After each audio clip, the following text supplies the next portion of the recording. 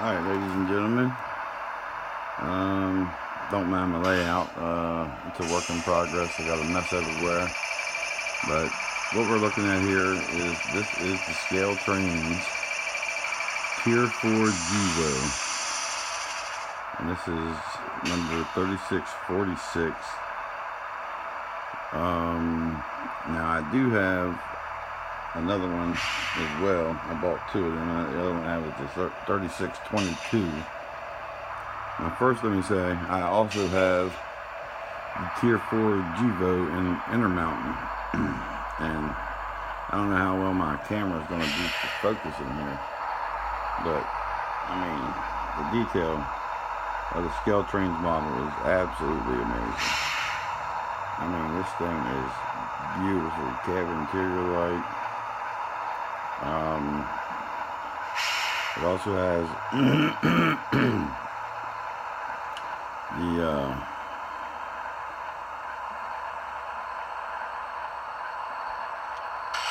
operating ditch lights, which I'm sure everyone knows that's going to be part of this, but the front and the rear do flash when the horn is blown. I mean, the level of detail in this engine is absolutely amazing. Like I said, I have the Tier 4 Gevos from Intermountain, and I don't know, my lighting's terrible here, but if you look there, these are see-through grills, completely see-through grills, and that's throughout. If you look at all the grills, you can see are see-through throughout. Like I said, there is the Tier 4s from Intermountain, and let me say, Intermountain did a splendid job. I mean, spectacular job. I'm not a fan of Intermountain because I purchased some of the older Gevos and had many issues with them. One being they were well too light. And they really stepped their game up. For Intermountain, I'd say they produced a superior product. Absolutely amazing, the locomotive that they put out. I will say some things that I've noticed. I mean, it doesn't look like by much, but the number boards on the ScaleTrains, and I don't have a caliper to check this. They do look small, a little smaller than the Intermountain. The level of detail the ScaleTrains brought to the table with this is absolutely phenomenal. Like on the here in the stack, if you look, ScaleTrains is open, looks realistic. Intermountain chose to close that inside there. If you look into it, it's like down in there and it tapped off from the inside. Again, like I said, I am impressed with Intermountain's product. It is truly refreshing to see that they have upped their game, and the scale of the realism that they brought to the table this time is absolutely amazing. But I can't sell this locomotive by ScaleTrains short by any means. This is absolutely spectacular. I mean, it is a work of art. I mean, this thing is beautiful. I do have 4 more of the Norfolk Southern on that, not layaway, but on call. As soon as model train stuff gets those in, I will be getting those plus 2 of the BNSF Tier 4s. Overall, I'm not gonna, bore you guys with all the little details. There's plenty of interviews out there on YouTube right now that's going to be popping up. But I give you guys an unboxing and all that. I mean, we've all been through an unboxing. To me, That's kind of a pain in the butt to watch the whole unboxing of an engine. I mean, most of us, we just want to get down to the detail and, you know, the level that is brought to the table. And I'm going to do more of a side-by-side comparison. I just received these today in the mail from ScaleTrains directly from ScaleTrains. Like I said, but comparing the detail of the ScaleTrains, let me give it a little toot of the horn. I love the horn.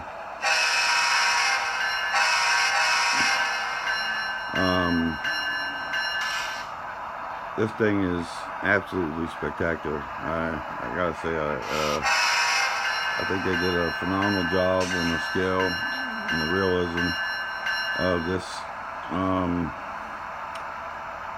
Like I said, but not to sell the Intermountain short. I mean, the Intermountain, they did a spectacular job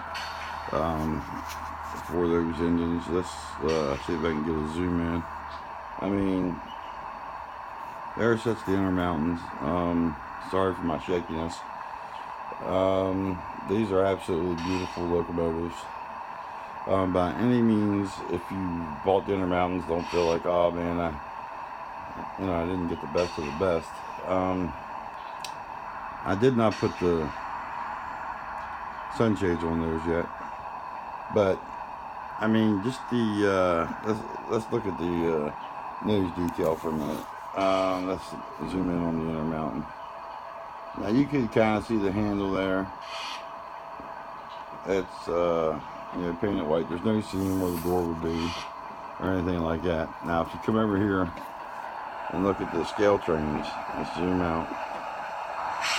I mean, there's the ScaleTrains.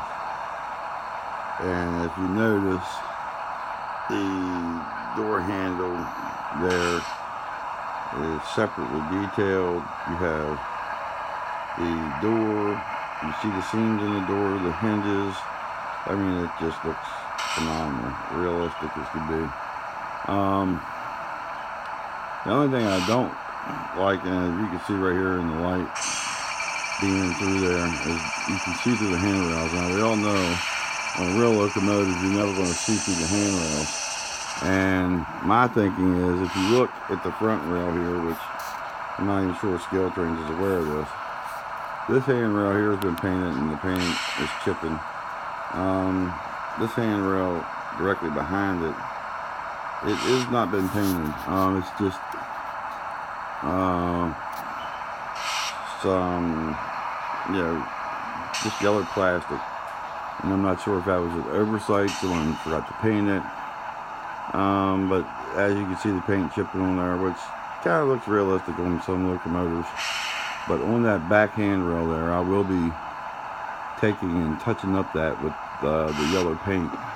Now, they did not make that mistake on the rear of the locomotive. Like I said, it may just have been an oversight on this particular one. I haven't taken the other one out yet. Now, to give Intermountain credit for that, they have not made that mistake. They painted both their rails. And it's out there pretty far from where I'm sitting. But like I said, not the short those guys on anything. They did a spectacular job. Like I said, there's one or two minor flaws here that I found on the ScaleTrains that, for the price point, it's a little disappointing. But all their labels are, legible under magnification.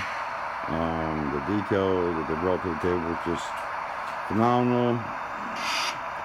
The two front handrails that are unpainted and the paint chipping on, the one there. Am I willing to tar and feather them over that? Absolutely not. They did a phenomenal job. I know these locomotives were, being rushed, and like I said, they may have missed, these two little rails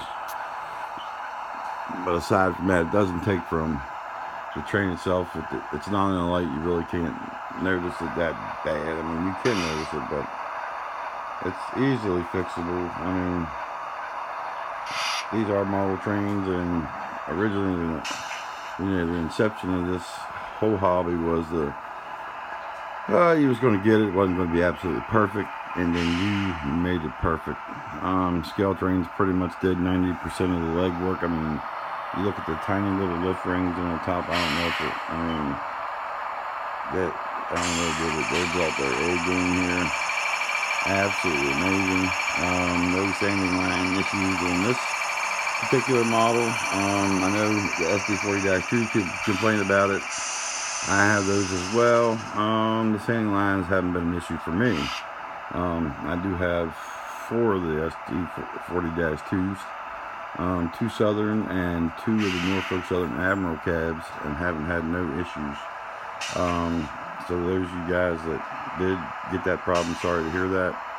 But like I said, I just wanted to give everybody like a visual of some up close detail on this locomotive. It's phenomenal. It's a work of art, beautiful. ScaleTrains, home run on my part. I think this thing is beautiful. I mean, I could sit here all evening and find more and more detail. And like I said, I plan on doing a side-by-side comparison of the 2 locomotives just to see where the differences are. But I'm unbiased here. I love trains. I don't have a particular manufacturer. That they do a wonderful job. I'm very happy with that. And like I said, not to sell Intermountain short, because I did not like Intermountain engines because of the issues I've had with those. But they have won my affections back. I have 2 of the Norfolk Southern, a BNSF, and 2 of the UP Tier 4s from Intermountain. So I bought 1, was totally amazed with it, and ended up buying 4 more. So like I said, they brought a spectacular product to the table. But not to sell ScaleTrains short, minus the 2 handrails on the front that aren't painted correctly per the rest of the railings. I gotta say, it's a spectacular product.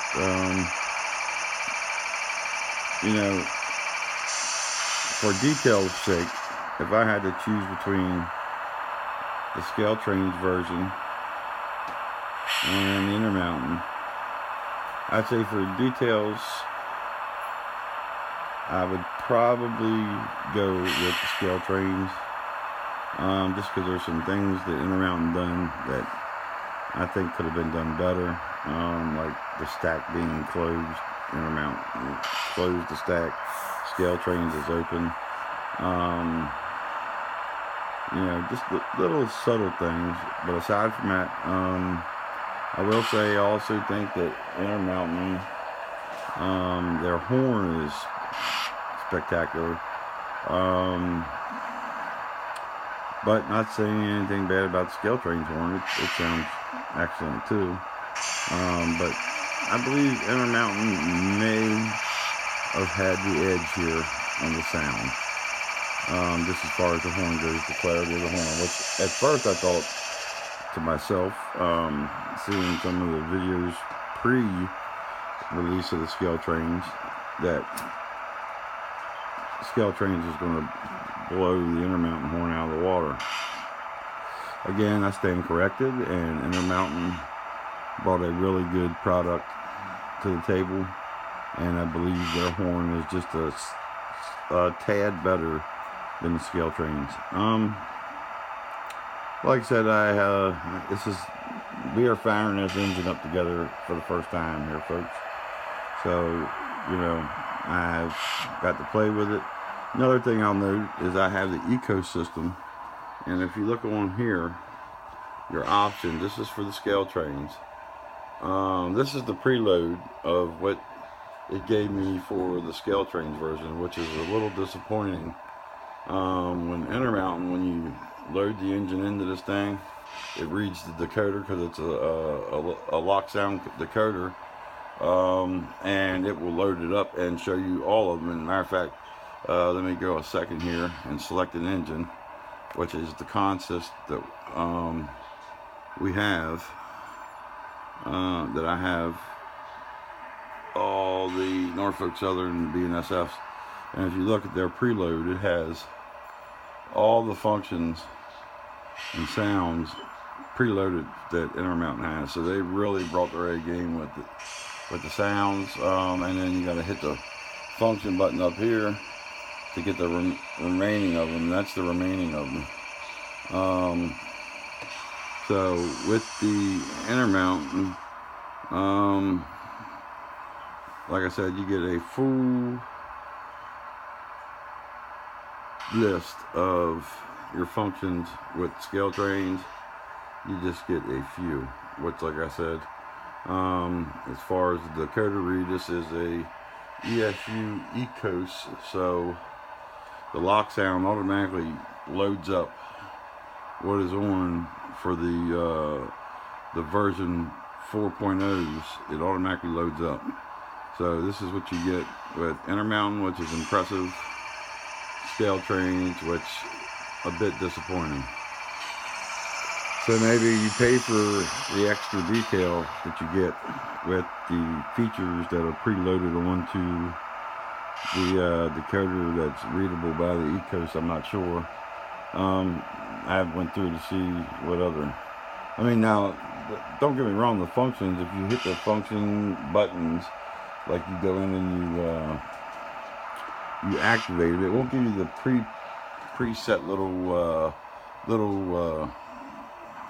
pictures for what it represents, but it will still allow you to enable the functions, and then you can still function, but it'll be like function 17 and 18 and so on and so on.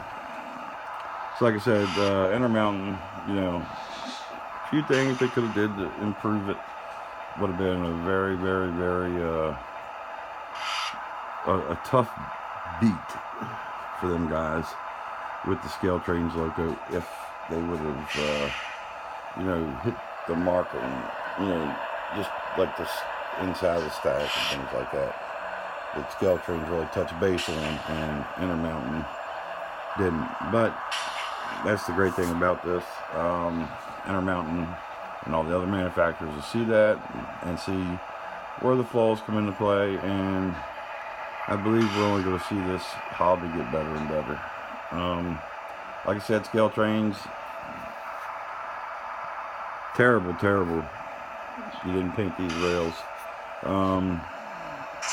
Like I said, we always get paint peeling off of the rails. On most locomotives, you see that, a little spot here and a little there, but that's not really that concerning. But they didn't paint the rails at all, and that's closer to the locomotive, so that'd be a little bit of a task not to get the paint on the locomotive during the paint job. But as far as detail and realism, you guys have hit a home run with that. Kudos to you, ScaleTrains. But like I said, Intermountain, kudos to you guys too. Wonderful product you brought out. I'm going to do more of a side-by-side comparison, so you guys can just see the subtle differences in the details, and then judge for yourself. But either way, Tier 4 Gevos. If you want a Tier 4 Gevo on your layout, you're not going to go wrong with the ScaleTrains or the Intermountain. Like I said, kudos to these guys. Wonderful product. But in my final thought, if I had to give one of these two makers, as of right now, the title for best Tier 4 Gevo, I would have to say it would be the ScaleTrains.com Tier 4 Gevo. This thing is phenomenal. At least for the Norfolk Southern that I have here looking at, compared to, like I said, the Intermountain. There is a level of smaller detail that has pushed the ScaleTrains to the top.